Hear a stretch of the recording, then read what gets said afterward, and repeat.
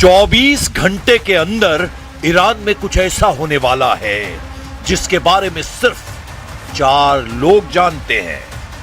पहले हैं Donald Trump, दूसरे हैं बेंजामिन नेतन्याहू, तीसरा नाम है जेडी वेंस और चौथा नाम है पिट हेग्सेन। एजेंडा साफ है, ईरान का एटमी प्रोग्राम अब सीक्रेट नहीं रह सकता।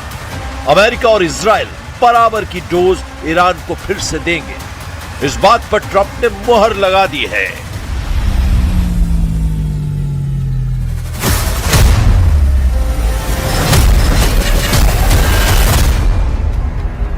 इस बात की 100% गारंटी है कि ईरान ने ट्रंप की बात नहीं सुनी तो उसे 1800 बंकर बस्टर बमों के धमाके झेलने पड़ सकते हैं, क्योंकि इजराइल के पास ट्रंप की दी ये फायर पावर हमले के ऑर्डर का इंतजार कर रही है।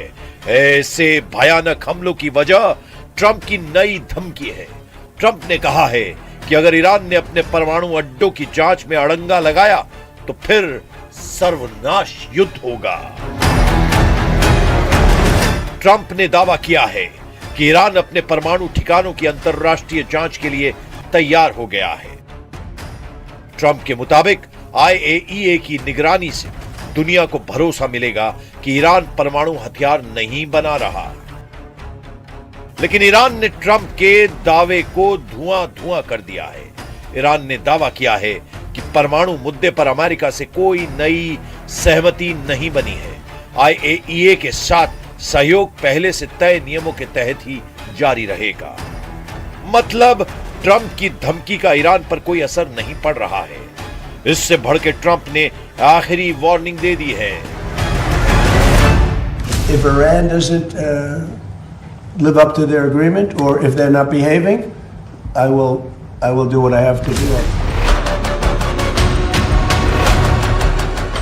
ट्रंप को ईरान के तेवर नापसंद हैं। उन्हें ईरान की अकड़ पसंद नहीं आ रही है, जबकि ईरान दावा कर रहा है कि डील में एटमी सेंटर की जांच का जिक्र तक नहीं किया गया। फिर अचानक न्यूक्लियर साइट पर ट्रंप रेड क्यों डालना चाहते हैं? ما نه دیداری با مدیر کل آژانس بین‌المللی انرژی اتمی داشتیم و نه برنامه‌ای برای بازرسی آژانس از تأسیسات هسته‌ای آسیب دیده ایران ناشی از تجاوز نظامی آمریکا و رژیم صهیونیستی داریم. اساساً در این زمینه هیچ شیوه‌نامه‌ای وجود نداره. अमेरिका इजराइल ने ईरान के परमाणु हथियारों के सफाई के लिए यह युद्ध शुरू किया था। इतनी भयानक लड़ाई के बाद भी एटमी थ्रेट बरकरार है। इसीलिए ट्रंप समझौते के बीच फिर से एटम बम को सेंटर स्टेज पर ले आए हैं। ट्रंप की हिट लिस्ट में ईरान के परमाणु ठिकानों में नंबर 1 पर नतांज न्यूक्लियर साइट बताई जा रही है, जहां इजराइल अमेरिका ने बमबारी कर भारी तबाही मचाई थी। ट्रंप चाहते हैं कि नतांज का चप्पा चप्पा खंगाला जाए, ईरान के एटम बम ग्रेड यूरेनियम की जांच की जाए, लेकिन ईरान टस से मस नहीं हो रहा है, जिससे बारूदी टकराव का खौफनाक माहौल बन चुका है, जिसे देखते हुए इजराइल ने अपने नए वॉर कमांडर के नाम का ऐलान कर दिया है। नेतन्याहू ने ईरान को सबक सिखाने के लिए कमांडर बराक को कमान सौंप दी है। Brigadier general Barak Hiram Israeli defence force के ऑपरेशनल डिवीजन चीफ का जिम्मा संभालने जा रहे हैं। जनरल बराक हिराम पहले गजा डिवीजन के कमांडर थे। उससे पहले 99वीं डिवीजन के कमांडर के तौर पर उनका बहुत नाम हुआ था। हमास से किबुत्स बेरी की लड़ाई में बराक हिराम ने जबरदस्त सफलता पाई थी। General Barak brigadier general Israel Shomer की जगह ले रहे हैं, जिन्होंने इसी महीने ऑपरेशंस डिवीजन चीफ का पद अचानक छोड़ दिया था।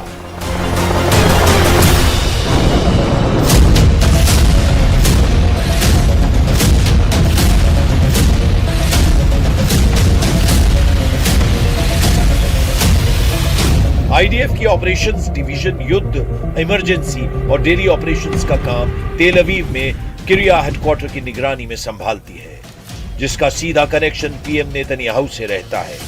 इस बार इजराइल का इरादा ईरान की ज्यादा से ज्यादा एटमी साइटों को तबाह करने का है। लेकिन ईरान के एटमी अड्डों को बर्बाद करने की अब तक जितनी भी कोशिशें हुई हैं, उनका कोई खास असर दिखा नहीं है। लेकिन अमेरिका इजराइल से ईरान को सिर्फ एटमी खतरा नहीं,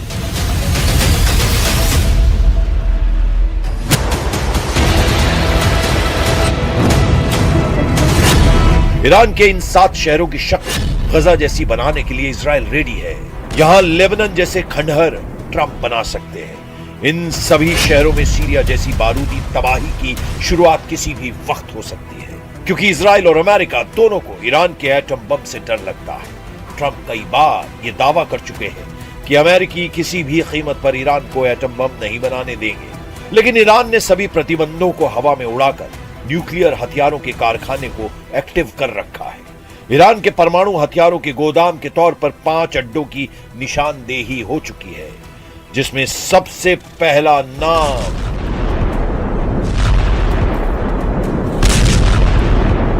नतांज न्यूक्लियर साइट का है। नतांज में ईरान का सबसे बड़ा यूरेनियम संवर्धन प्रोग्राम चलता है। ईरान की राजधानी तेहरान से लगभग 300 किलोमीटर दक्षिण में नतांज इस्फहान सूबे में है, जहां 2 प्लांट लगे हैं। पहला underground fuel enrichment plant FEP और दूसरा upper pilot fuel enrichment plant PFEP। Natanz nuclear site का पता साल 2002 में ही चल गया था। इजराइल ने नतांज साइट को कई बार निशाना बनाने की कोशिश भी की है।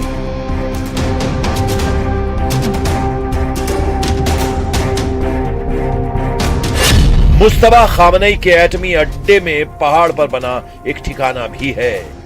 ईरान के कौम शहर से 20 मील दूर फोर्डो परमाणु प्लांट है। साल 2015 में इस समझौते के बाद ईरान को फोर्डो में यूरेनियम संवर्धन बंद करना पड़ा था। हालांकि अब यहां 1000 से अधिक सेंट्रीफ्यूज काम कर रहे हैं। पहाड़ी परमाणु प्रयोगशाला की तर्ज पर ईरान ने इस्फहान में भी न्यूक्लियर हथियार का कारखाना बना रखा है, जहां fuel plate fabrication plant, uranium conversion facility तैयार की जाती है। इन्हीं से यूरेनियम को यूरेनियम मैक्साफ्लोराइड में बदला जाता है, जिसे सेंट्रीफ्यूज में डाला जाता है। इस्फहान में यूरेनियम मेटल बनाने के उपकरण भी है, जो परमाणु बम के कोर को बनाने में किया जा सकता है। IAEA ने हाल की जांच के बाद कहा कि इस्फहान में सेंट्रीफ्यूज पार्ट्स बनाने की मशीनें हैं।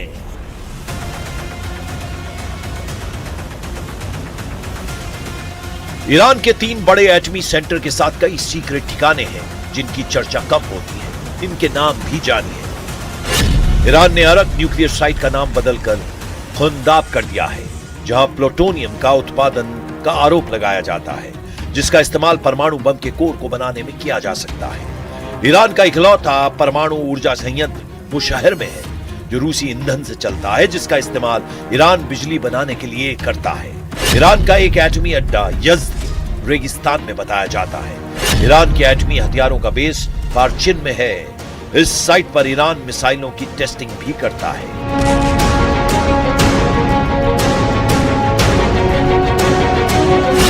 इनके अलावा खामनेई की एक एटमी लैब राजधानी तेहरान में भी है, जिसे तेहरान रिसर्च सेंटर का नाम दिया गया है। इजराइल मानता है कि ईरान ने एटमी हथियार बना रखे हैं, उन्हें सीक्रेट लोकेशन पर छिपा कर रखा गया है। ईरान के एटमी हथियारों की रेंज में पूरा इजराइल आता है, इसीलिए नेतन्याहू किसी भी तरह का रिस्क लेने के लिए तैयार नहीं है।